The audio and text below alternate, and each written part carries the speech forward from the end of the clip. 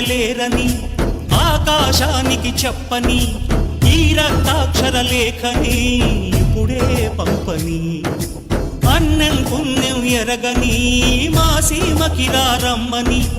ఆహ్వానం అందించని మెరిసే చూపుని